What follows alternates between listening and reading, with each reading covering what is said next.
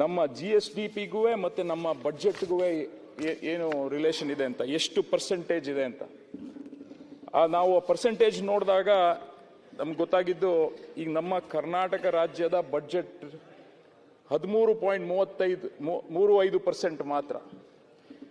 ಈಗ ನಮ್ಮ ಬಡ್ಜೆಟನ್ನು ಬೇರೆ ರಾಜ್ಯಗಳಿಗೆ ಕಂಪೇರ್ ಮಾಡಿದ್ರೆ, ಈಗ ಮಹಾರಾಷ್ಟ್ರ ಇರ್ಬೋದು, ಗುಜರಾತ್ ಇರ್ಬೋದು, ತಮಿಳುನಾಡು ಇರ್ಬೋದು, ಎಲ್ಲ. ಈಗ ಮಹಾರಾಷ್ಟ್ರ ಅವರ GSDP ಇದ್ದಿದ್ದು 47 ಲಕ್ಷ ಕೋಟಿ, ನಮ್ಮದು 30 ಲಕ್ಷ ಕೋಟಿ. ಅವರ ಬಡ್ಜೆಟ್ ಪ್ರಮಾಣ ನೋಡಿದ್ರೆ, ಯೂಶಲಿ ಏನು ಜಾಸ್ತಿ ಬಡ್ಜೆಟ್ GSDP ಇದ್ದರೆ ಕಮ್ಮಿಯ ಪರ್ಸೆಂಟೇಜ್ ಗ್ರೋತ್ ಇರ್ತದೆ, ಅದು ಬಡ್ಜೆಟ್ ಇರುತ್ತೆ. ಅದ್ರ ಪ್ರಕಾರ ನೋಡಿದ್ರೆ ನಾವು 13.35% ಮಾತ್ರ ಇರೋಂಥದ್ದು. ಬೇರೆ ರಾಜ್ಯಗಳಿಗೆ ಕಂಪೇರ್ ಮಾಡಿದ್ರೆ ನಾವು ಲೋವರ್ ಎಂಡಲ್ಲಿದ್ದೀವಿ. ಅದನ್ನು ಯಾವ ಥರ ಇನ್ಕ್ರೀಸ್ ಮಾಡ್ಬೋದು ಅಂತ ಸರ್ಕಾರ ಗಮನ ಹರಿಸಬೇಕು. ಇನ್ಕ್ರೀಸ್ ಮಾಡಿದ್ರೆ ಬೇರೆ ಕೆಲಸ ಕಾರ್ಯಗಳಿಗೆ ಇನ್ನೂ ಹೆಚ್ಚಿನ ಬಡ್ಜೆಟ್ಟು, ಏನು ಫಿಸಿಕಲ್ ರೆಸ್ಪಾನ್ಸಿಬಿಲಿಟಿ ಏನಿದೆ ಆ ಒಂದು ನಿಯಮಾವಳಿಗಳಲ್ಲಿ ಅದನ್ನು ಇನ್ನೂ ಜಾಸ್ತಿ ಮಾಡ್ಬೋದು ಅನ್ನೋದು ನನಗಾದರೂ ಅನ್ನಿಸ್ತದೆ.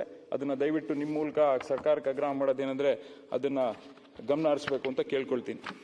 ನಮ್ಮ GSDP-ಗೂ ಮತ್ತು ನಮ್ಮ ಬಡ್ಜೆಟ್ಗೂ ಏನು ರಿಲೇಷನ್ ಇದೆ ಅಂತ, ಎಷ್ಟು ಪರ್ಸೆಂಟೇಜ್ ಇದೆ ಅಂತ ನಾವು ಪರ್ಸೆಂಟೇಜ್ ನೋಡಿದಾಗ ನಮ್ಗೆ ಗೊತ್ತಾಗಿದ್ದು, ಈಗ ನಮ್ಮ ಕರ್ನಾಟಕ ರಾಜ್ಯದ ಬಡ್ಜೆಟ್ 13.35% ಮಾತ್ರ. ಈಗ ನಮ್ಮ ಬಡ್ಜೆಟನ್ನು ಬೇರೆ ರಾಜ್ಯಗಳಿಗೆ ಕಂಪೇರ್ ಮಾಡಿದ್ರೆ, ಈಗ ಮಹಾರಾಷ್ಟ್ರ ಇರ್ಬೋದು, ಗುಜರಾತ್ ಇರ್ಬೋದು, ತಮಿಳುನಾಡು ಇರ್ಬೋದು, ಎಲ್ಲ. ಈಗ ಮಹಾರಾಷ್ಟ್ರ ಅವರ GSDP ಇದ್ದಿದ್ದು 47 ಲಕ್ಷ ಕೋಟಿ, ನಮ್ಮದು 30 ಲಕ್ಷ ಕೋಟಿ.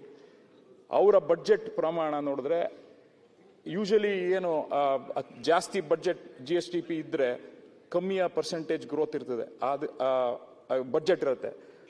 ಅದ್ರ ಪ್ರಕಾರ ನೋಡಿದ್ರೆ ನಾವು 13.35% ಮಾತ್ರ ಇರೋಂಥದ್ದು. ಬೇರೆ ರಾಜ್ಯಗಳಿಗೆ ಕಂಪೇರ್ ಮಾಡಿದ್ರೆ ನಾವು ಲೋವರ್ ಎಂಡಲ್ಲಿದ್ದೀವಿ. ಅದನ್ನು ಯಾವ ಥರ ಇನ್ಕ್ರೀಸ್ ಮಾಡ್ಬೋದು ಅಂತ ಸರ್ಕಾರ ಗಮನ ಹರಿಸಬೇಕು. ಇನ್ಕ್ರೀಸ್ ಮಾಡಿದ್ರೆ ಬೇರೆ ಕೆಲಸ ಕಾರ್ಯಗಳಿಗೆ ಇನ್ನೂ ಹೆಚ್ಚಿನ ಬಡ್ಜೆಟ್ಟು, ಏನು ಫಿಸಿಕಲ್